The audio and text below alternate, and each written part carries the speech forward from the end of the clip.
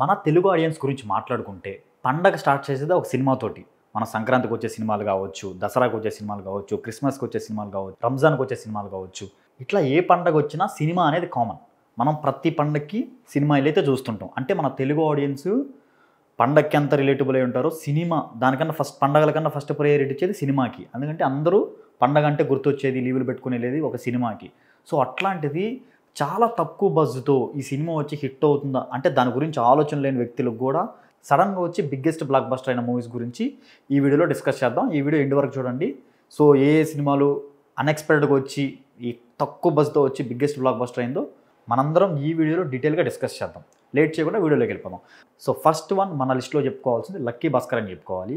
So Lucky Bhaskar movie ఒక different, so ఒక different pattern present generation మైండ్లో పెట్టుకుని తీసిన సినిమా. So Lucky Bhaskar movie director Venky Atluri గారి గురించి మాట్లాడుకుంటే ఫస్ట్ ఆయన తీసిన సినిమాలు తొలి ప్రేమ హిట్ అయింది, దాని తర్వాత మనకి సార్ పెద్ద హిట్ అయింది. సో దాని తర్వాత మిస్టర్ మజ్ను కానీ మొన్న రీసెంట్గా వచ్చిన కొన్ని సినిమాస్ కొంచెం డిసప్పాయింట్ చేసి ఇంకా వెంకీ అట్లూరు గారి నుంచి వచ్చే మూవీస్ ఇట్లానే ఉంటాయి, ఈ ప్యాటర్న్స్లోనే ఉంటాయని జనాలు బాగా డిసైడ్ అయిపోయారు, గట్టిగా ఫిక్స్ అయిపోయారు ఆయన మూవీస్ ఇలాగే ఉంటాయని. సార్తో గట్టిగా సమాధానం చెప్పారు. 100 CR మూవీ చేసి ధనుష్ గారికి పెద్ద హిట్ ఇచ్చారు. సో లక్కీ భాస్కర్ సినిమాకి వచ్చేసరికి సో జనాలు ఆ సినిమా చూసిన జనాలందరూ షాక్ అయిపోయారు. ఎందుకు అంటే అది ఒక వెంకీ అట్లూరు మూవీలా లేదు. సో అంత బాగుంది ఆ సినిమా. ఆ మనీ గురించి కావచ్చు, మిడిల్ క్లాస్ ప్రాబ్లమ్స్ గురించి కావచ్చు, ఆ స్కామ్ గురించి కావచ్చు, ప్రతి దాని గురించి చాలా డీటెయిల్గా ప్రజెంట్ జనరేషన్ మైండ్లో పెట్టుకొని చాలా అద్భుతంగా తీశారు. ఇక్కడ మనం మేజర్గా చెప్పుకోవాల్సింది కాకి బజ్ ఉంది, ఇటు మనకి అమరన్కి బజ్ ఉంది. ఆ రెండు సినిమాలు దీనికి ఎదురుగా ఉన్నాయి. అంటే చాలా పెద్ద కాంపిటీషన్లో లక్కీ భాస్కర్ వచ్చింది.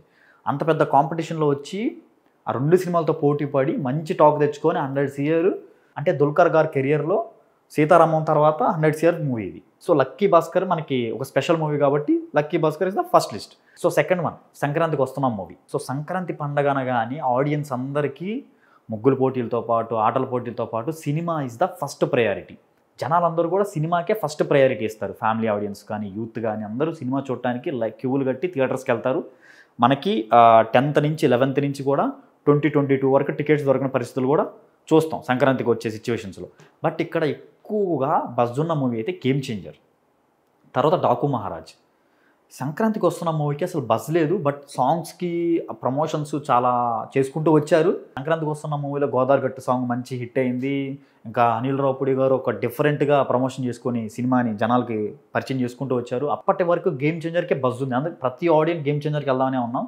సో గేమ్ చేంజర్ ఆడియన్స్ని డిసప్పాయింట్ చేయడం, డాకు మహారాజ్కి మంచి టాకే వచ్చినా తర్వాత వచ్చిన మూవీ ఏదైతే సంక్రాంతికి వస్తున్న మూవీ ఒక్కటే టాక్, బ్లాక్ బస్టర్ టాక్. అంటే ప్రతి ఫ్యామిలీ ఆడియన్స్ చెప్పిన టాక్. దాని తర్వాత నుంచి ఫస్ట్ ప్రయారిటీ సంక్రాంతికి వస్తున్నాం అయిపోయింది, ఇంకా second priority Daaku Maharaj, game changer అయిపోయింది. సో అంత బీభత్సంగా ఆ సినిమాని ఆదరించారు.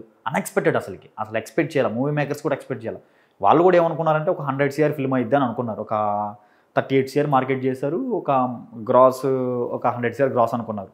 300 CR మూవీ. ఒక తక్కువ బడ్జెట్లో వచ్చిన మూవీ, ఒక రీజనల్ ఫిల్మ్ 300 CR కొట్టడం ఇదే మొదటిసారి అని చెప్పుకోవాలి. అంటే పెద్ద సినిమాలు వచ్చే హిట్లు కొట్టాయి, బట్ అవి పెద్ద సినిమాలు దానికి బజ్జులు ఉన్న వేరు. ఒక చిన్న సినిమా ఫ్యామిలీ ఆడియన్స్ టార్గెట్ చేసిన వచ్చిన సినిమాని 300 CR అంటే మామూలు విషయం. అదే చూడండి, యూత్ కన్నా ఫ్యామిలీ ఆడియన్స్ ఎంత ఇంపాక్ట్ చూపించారు సినిమా. అంటే యూత్ సపోర్ట్ చేస్తే 100 CR అయ్యేదేమో, ఫ్యామిలీ ఆడియన్స్ సపోర్ట్ చేస్తే 300 CR అయింది మూవీ. అది ఫ్యామిలీ ఆడియన్స్ సత్తా అని చెప్పుకోవాలి.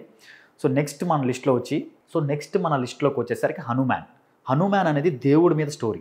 సో ఒక సూపర్ హీరోగా అంటే ఒక హనుమాన్ పవర్ ఒక మనిషిలోకి వస్తే ఒక సూపర్ పవర్స్ వస్తే ఎలా ఉంటుంది అనేది ఈ సినిమా చాలా మన తెలుగు ఆడియన్స్కి రిలేటెడ్గా, నార్త్ ఆడియన్స్కి రిలేటెడ్గా చాలా అద్భుతంగా తీశారు ప్రశాంత్ వర్మ గారు. అందుకే జనాలు అంత కనెక్ట్ అయ్యారు.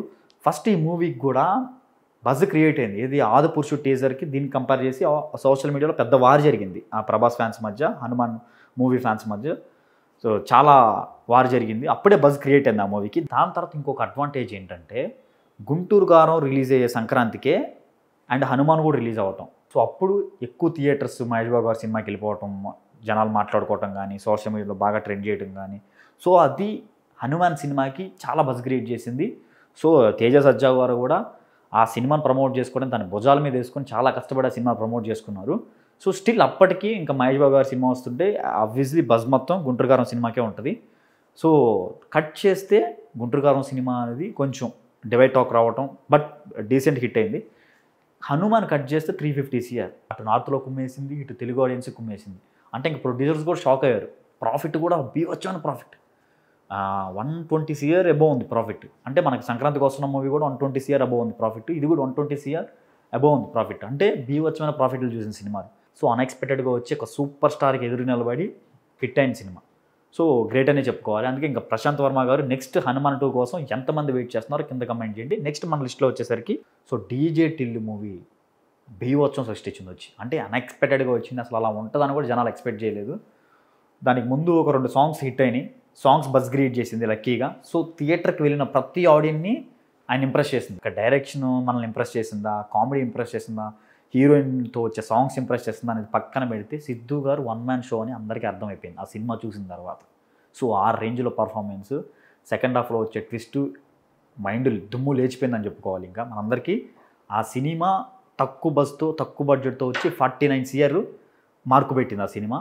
నెక్స్ట్ దానికి సీక్వెల్ వచ్చింది డీజే టిల్లు 2. దానికి 100 CR కలెక్షన్స్ వచ్చింది. అది కూడా బిగ్గెస్ట్ హిట్ అయింది.